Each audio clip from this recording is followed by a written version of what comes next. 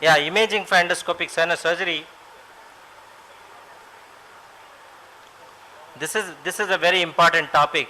This lecture I prepared in 1996, end of December 96, way back. It's almost 20 years. Even today, this is a contemporary lecture. Okay, very important. And you may ask me, see now endoscope, such a wonderful tool is there, the endoscope, and the endoscope gives magnification, illumination, and panoramic view as well as angled view. Why do we need imaging? That's a good question. But remember, in this case, this was done by my colleague. He did without the help of imaging. Okay, so he went, used endoscope. He did a good middle meatal antrostomy. But what happened? Patient came back with persistent pathology. But what happened? What he didn't notice was this halar cell.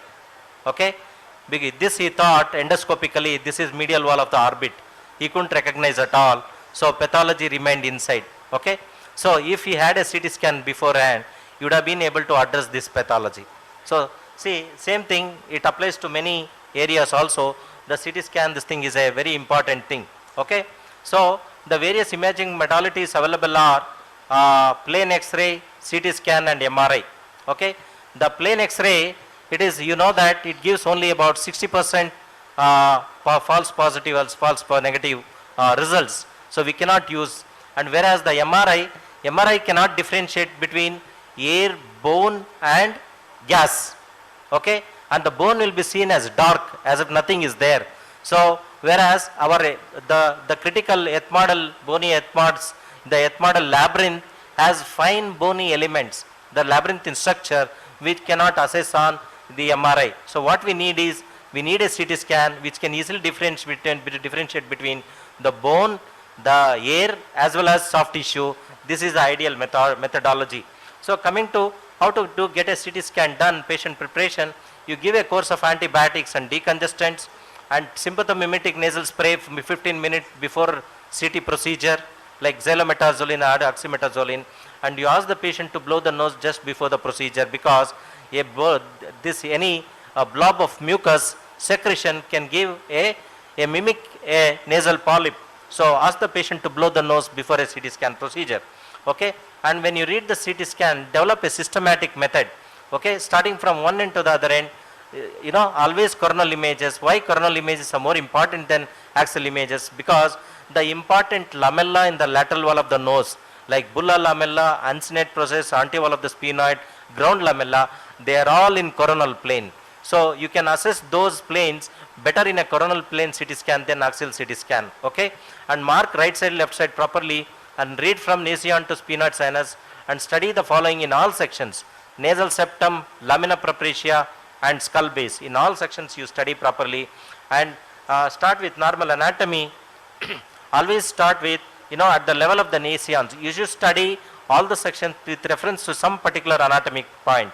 So at the first section is at the level of the nasion. Here what we need to study is the nasal septum and the turbinates, and the frontal sinus may have started appearing, and see whether is there any DNS here, and how are the turbinates, is there any turbinate hypertrophy, how many frontal sinus, is there any frontal interfrontal cell or multiple septa in the frontal sinus, you should study.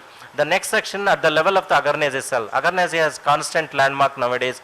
90 to 95% of the patients will have this Agarnase cell. So again at this level, study the nasal septum, lateral wall of the nose, that is the turbinates, and at this level the maxillosinus may have started appearing. You may be able to see the nasolacrimal duct also. Okay, and look for that nasolacrimal duct, and at this level, if you take sagittal suction, you may be able to study the frontal sinus anatomy also, frontal recess anatomy. I told you this is the frontal sinus, this is the frontal recess. Anteriorly we have Agarnase cell, the posterior wall of the Agarnase becomes anterior boundary, and this is the ethmoidal bulla, anterior wall of the ethmoidal bulla becomes posterior boundary. I told you again this is frontal recess. The laterally we have lamina propria and the uncinate process, and medially we have the middle turbinate. Okay, that is the coronal section, this thing. Lacrimal apparatus also, you should study lacrimal sac relationships, very important if you are doing endoscopic DCR, because this is closely related to the lacrimal bone as well as the Agarnase cells. Sometimes pathology in the Agarnase can give rise to dacryocysto rhinitis, or may, if you are doing a DCR, large agarnase cell can interfere with your DCR surgery. And sometimes, these ophthalmologists, they send you sometimes failed DCR cases. What happens is, instead of opening into the nasal cavity, they may have entered into the one of the agarnase cell. Okay, and remember that next section is at the level of the osteometal complex.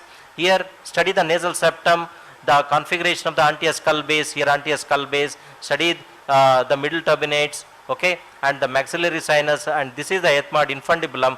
This is the uncinate process, and this is the ethmoidal bulla. Okay, study the superior attachment of the middle turbinate. Okay, and also assess the anterior skull base properly. Here, this is the nasal septum. This is the attachment of the middle turbinate. You can see is the middle turbinate vertical attachment is to the lateral lamella of the cribriform plate. So any rocking movement of the middle turbinate can easily give rise to fracture of this lateral lamella and CSF leak. Okay, and this is medial part of the cribriform plate, and the height of the cribriform plate is higher, it is dangerous. Okay, that you should remember. And ethmoid infundibulum you should study. This is a narrow two-dimensional space. Anterior boundary is the uncinate process, and posteriorly we have anterior wall of the bulla. This is about 2 to 4 millimeter in the depth, and you should study this carefully in axial section how ethmoidal infundibulum is seen. This is uncinate process, and this is the bulla and medial wall of the maxillary sinus. Middle turbinate, the three attachments I told you, you should study is anterior attachment, a vertical attachment. You can see this is attached to the lateral lamella of the cribriform plate. Okay, here as you can see here, this is vertical part, and the second part is a oblique part. You can see here, this is attached to the lamina propria. Okay, lamina propria. And the third part, this is the third part, horizontal part, this attached to the vertical plate of the palatal bone, which forms the medial wall of the maxillary sinus.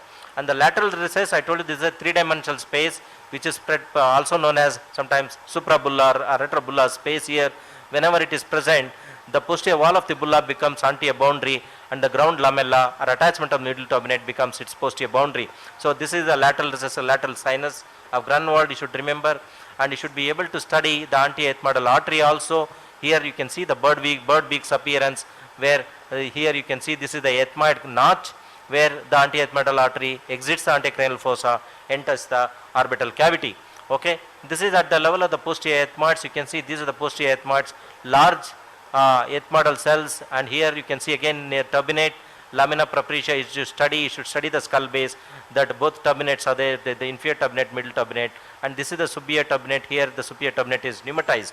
Okay, and posterior ethmoidal cells, you should remember 1OD cells. I told you whenever there is horizontal septa within the sphenoid, whatever superior to the horizontal septa is a 1OD cell or posterior ethmoidal cell, and inferior to it is the sphenoid sinus. Okay, the sphenoid here, this is the intersepta sphenoid, and study how number of the sphenoid sinuses, extent of the pneumatization of the sphenoid and intersinus septa you should study. Okay, the frontal, the axial sections we don't look into routinely, but it's very important to study axial sections also.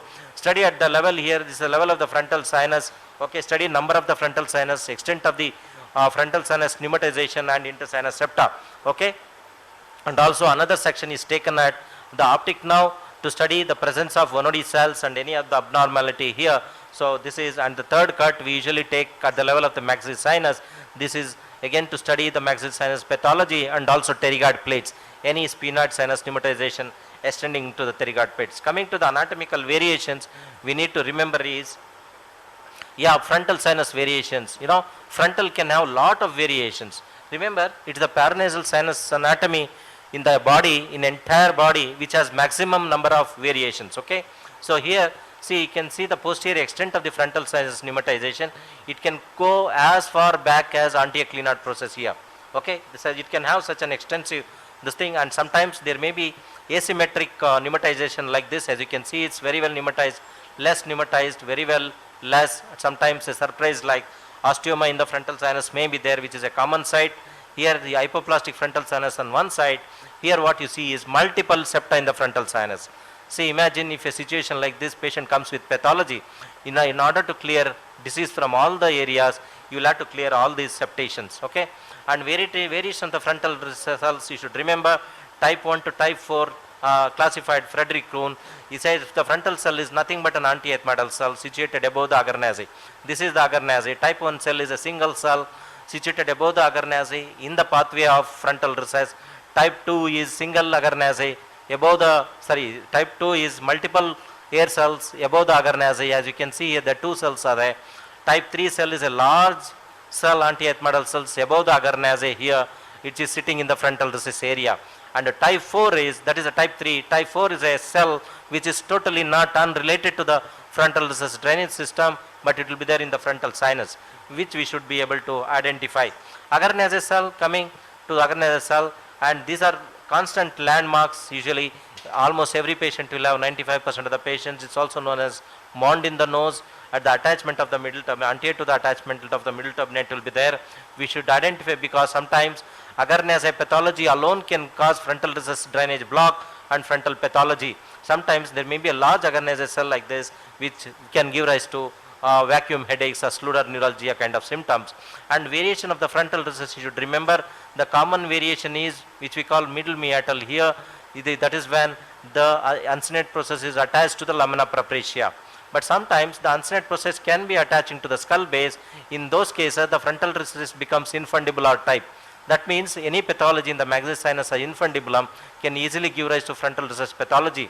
And also sometimes this can attach to the middle turbinate, and in that situation also the frontal recess is infundibular type, as you can see here. And the anterior skull base, I told you there are three types of anterior skull base classified by Quiros depending on the height of the lateral lamella of the cribriform plate. If it is 1 to 3 millimeter, type 1. If it is 4 to 7 or 8 millimeters, is type 2, and 8 to 16 millimeter is type 3. Okay, it is the type 3 where the lateral lamella is very thin, very risky, where you can easily injure and giving rise to CSF leak. Okay, uncinate process can have lot of variations. Okay, and this is a medially bent uncinate process and a pneumatized uncinate process. You can see bilateral. Okay, yeah, and ethmoidal bulla also can have lot of variations. Okay, here the single ethmoidal bulla cell, multiple bulla cell, and a large ethmoidal bulla. You can see here. Here the more dangerous is absent ethmoidal bulla. So in this situation, if you don't identify, what happens is, while doing uncinectomy, or if you think this is the ethmoidal bulla, you will easily injure the orbital cavity. Ethmoidal sinus, they can pneumatize anywhere. Entire paranasal sinus bone can be pneumatized. Here you can see the crista galli pneumatization, Nasion pneumatization, and also supraorbital ethmoidal cells, multiple frontal cells. I already told you. Sometimes, rarely, the inferior turbinate pneumatization may be there. You can see this is an inferior turbinate pneumatization, a rare pneumatization. And halar cell, this is nothing but infraorbital ethmoidal cell.